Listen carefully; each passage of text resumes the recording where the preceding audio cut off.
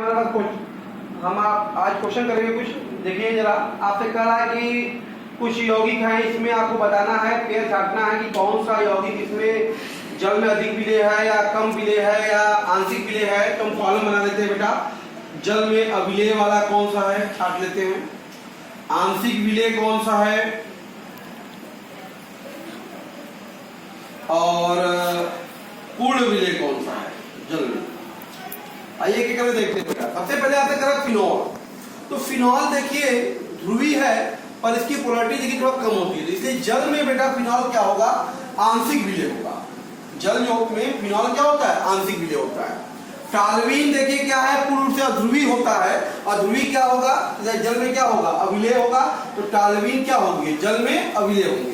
Formic अम्ल देखिए ये क्या है, पोलर होता है, वाटर में डिजॉल्व होता है। तो फॉर्मिक अम्ल क्या होगा, जल में घुल जाएगा। फॉर्मिक अम्ल जल में घुल जाएगा बेटा। एथिलीन ग्लाइकॉल, एथिलीन ग्लाइकॉल भी बेटा क्या होगा, जल में घुल जाएगा क्योंकि भी ध्रुवीय होता है। ठीक है, एथिलीन ग्लाइकॉल ये भी ध्रुवीय है, जल में घुल जाएगा। Polar like dissolve like concept लगता है बेटा यहाँ पे। क्लोरोफॉर्म ध्रुवीय है तो क्या होगा, अविलेय होगा। क्लोरोफॉर्म क्या होगा, अविलेय होगा जल में। ठीक है, पेंटेनॉल कम ध्रुवीय है बेटा, इसलिए वो आंशिक विलेय होगा जल में। पेंटेनॉल कभी भी हमेशा देखिए सॉल्युबिलिटी के लिए हमेशा लाइक डिजॉल्व लाइक कॉन्सेप्ट जो मैंने बताया था, लाइक डिजॉल्व लाइक वाला, उसी सिद्धांत से हम लोग इसको तरह के प्रॉब्लम को सॉल्व करते हैं। क्लियर है बेटा। आदर्श विलयन पे जो उसे विचलन है उससे संबंधित जो कुछ क्वेश्चन है एनसीईआरटी में लास्ट प्रीवियस ईयर के हमारे जेई या IEEE में मेडिकल में पूछे गए क्वेश्चन है, उससे कुछ एग्जांपल हम देखते हैं। एक एनसीईआरटी का क्वेश्चन आपके सामने है बेटा, सोल्यूशन पे आधारित। करा विलेय और विलायक के आकर्षण के आधार पे निम्नलिखित के एन ऑक्टेन की विलेयता में बढ़ते क्रम में लिखना है। तो बेटा एन ऑक्टेन जो है बेटा क्या है, अध्रुवीय है।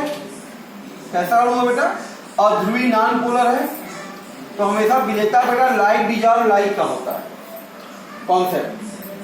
लाइक डिजॉल्व लाइक का कॉन्सेप्ट होगा तो जो अध्रुवीय होगा वही उसमें घुलेगा, इनमें बाकी सबसे अधिक घुलेगा। बढ़ता क्रम सबसे कम घुलेगा कौन, जो सबसे अधिक आयनिक होगा। सबसे अधिक आयनिक बेटा KCl है, इसलिए सबसे। उसके बाद बेटा अधिक ध्रुवीय जो हमारा मेथनॉल है तो ये भी क्या होगा, इससे थोड़ा कम घुलेगा तो CH3OH। और उसके बाद देखिए कम ध्रुवीय CH3CN और एकदम अध्रुवीय हमारा साइक्लोहेक्सेन है, साइक्लोहेक्सेन। तो ये विलेयता का क्या होगा, इसका इंक्रीजिंग ऑर्डर होगा। बढ़ता इंक्रीजिंग ऑर्डर ऑफ सॉल्युबिलिटी है, सॉल्युबिलिटी पास में इस क्रम में इस तरह से हम देख रहे हैं जैसे गोता घट रही है इस क्रम में, उसी क्रम में क्या है एन ऑक्टेन में इन यौगिकों की विलेयता बढ़ती है। क्लियर। कुछ क्वेश्चन आपके सामने दिया हुआ है स्क्रीन पे। पहला क्वेश्चन करा A और B का जो मिश्रण है वो ऋणात्मक विचलन प्रदर्शित करेगा। तो इसमें 4 विकल्प दिया है। पहला डेल्टा V मिश्रण का 0 से बड़ा होना चाहिए, डेल्टा V मिश्रण का 0 से छोटा होना चाहिए, AB आकर्षण AA और BB से कम होना चाहिए, AB आकर्षण A और B की बराबर होना चाहिए। ये 2004-14 दो बार पूछा गया क्वेश्चन का। ऋणात्मक विचलन में आपको पहले चौथा ऑप्शन क्या करा है, AB आकर्षण A और BB के बराबर। तो बराबर होता नहीं है ऋणात्मक विचलन में, क्योंकि भाई बराबर किसमें होता है, जिसमें आदर्श होता है। उसी प्रकार से AB का आकर्षण AA और BB से कम होता है। जहां आकर्षण बल कम होता है तो ऋणात्मक विचलन नहीं है, बल्कि वो बेटा क्या धनात्मक विचलन होता है। Clear. Delta V mixer greater than 0, आयतन परिवर्तन 0 से बड़ा है तो ये बेटा धनात्मक विचलन का कंडीशन है। तो हमारा जो दूसरा ऑप्शन बचा डेल्टा V मिश्रण लेस देन 0, वास्तव में आयतन परिवर्तन 0 से छोटा है, तो यही जो है ऋणात्मक विचलन के लिए करेक्ट होगा। तो हमारा बेटा जो सही आंसर होगा वो ऑप्शन कौन सा बेटा, बी ऑप्शन, मतलब डेल्टा V मिक्सचर जो है वो लेस देन 0 होगा, ये करेक्ट होगा बी वाला ऑप्शन। बात समझ में आया। इसी तरह दूसरा क्वेश्चन अगर आप देखें बेटा, कहना यदि द्रव A और B आदर्श विलयन बनाते हैं तो यदि क्या होगा कि मिश्रण का एंथैल्पी 0 होगा, एंथैल्पी 0 होगा, मुक्त ऊर्जा 0 होगी, मुक्त ऊर्जा और एंट्रोपी 0 होगा और मिश्रण का आयतन परिवर्तन 0 होगा। 3 में पूछा गया ताकि पता है ना आदर्श में डेल्टा H मिक्सचर क्या होता है, 0 होता है। इसका मतलब सॉल्यूशन में ऑप्शन ए आपका करेक्ट है। और देखिए आयतन परिवर्तन भी इसका 0 होता है। ठीक है, तो इसका मतलब इसमें डी भी सही है। 2 ऑप्शन बेटा इसके सही है, पहला वाला और चौथा वाला, तो पहला भी इसमें सही होगा बेटा और चौथा भी सही होगा। क्लियर है? नेक्स्ट क्वेश्चन देखिए बेटा, क्या निम्न में द्रव युग्म है राउल्ट के नियम से धनात्मक विचलन प्रदर्शित करेंगे। तो कौन सा धनात्मक बेटा? धनात्मक विचलन की बात हम वहीं पे करते हैं जहां पे H बॉन्ड ब्रेक करे, जहां पे H बॉन्ड टूटे या H बॉन्ड न बना हो। पास H2HCl में देखिए H बॉन्ड की संभावना बनती है। H2 पास एसीटोन क्लोरोफॉर्म में भी H बॉन्ड होता है, जल और नाइट्रिक अणु के बीच भी H बॉन्ड होता है। जबकि बेटा देखिए बेंजीन जो है मेथनॉल के बीच में H बॉन्ड टूट रहा है। बात समझ में आ रहा है? तो ये जब ब्रेक बॉन्ड टूट रहा है तो इसलिए चौथा जो ऑप्शन होगा बेटा, चौथा जो सोल्यूशन डी, यही हमें क्या होगा? पॉजिटिव धनात्मक विचलन प्रदर्शित होगा। क्लियर है बच्चा? एक्सपेरिमेंट दिए हुए हैं, ध्यान दो। क्या कर रहा है? एन हेप्टेन और एथेनॉल जो है एक द्विअंगी विलयन बनाता है। तो विलयन के लिए कौन सा कथन सत्य है? तो आपको पता है हेप्टेन और एथेनॉल, बात समझ में आ रहा है? ये कहा जाता है बेटा धनात्मक विचलन में जाता है, सबको पता है ना, क्योंकि ये यहाँ पे H बॉन्डिंग यहाँ पे ब्रेक करती है। H बॉन्डिंग क्या होती है? ब्रेक करती है। तो विलयन एक आदर्श विलयन है, अनादर्श धनात्मक विचलन दर्शाता है। तो निश्चित तौर पे बेटा हमारा कौन सा विकल्प सही है? बेटा बताइए तो कौन सा विकल्प सही है? सी, बी।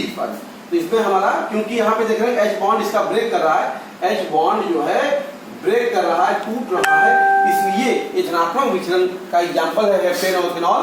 तो धनात्मक विचलन का ऑप्शन कौन सही होगा? बी सही होगा। अगला क्वेश्चन बेटा क्या है? नॉन आइडियल सॉल्यूशन क्या है? देखिए बेंजीन टालमिन अणु भार लगभग समान है, तो ये आदर्श है। हेक्सेन ऑक्टेन अणु भार आसपास है, इसलिए आदर्श विलयन है। ये एथिल ब्रोमाइड एथिल आयोडाइड आदर्श विलयन है, अणु भार आसपास है। कार्बन टेट्राक्लोराइड और क्लोरोफॉर्म बेटा ये जो है आपके अनादर्श विलयन है। बात सुनिए, इनके अणु भारों में काफी डिफरेंस है। तो नॉन आइडियल सॉल्यूशन बेटा कौन है? हमारा डी वाला, कार्बन टेट्राक्लोराइड और क्लोरोफॉर्म एक प्रकार का हमारा बेटा क्या है? ये नॉन आइडियल सॉल्यूशन है। क्लियर है?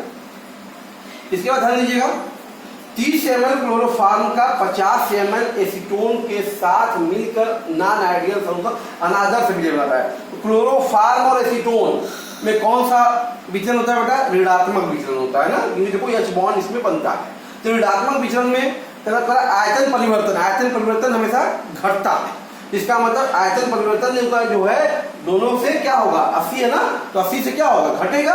तो हमारा कौन सा ऑप्शन सही होगा बेटा? बी। कौन सा ऑप्शन सही होगा? बी। आयतन परिवर्तन ऋणात्मक विचलन में घटता है। कौन सा ऑप्शन सही होगा बेटा? बी। क्लियर है?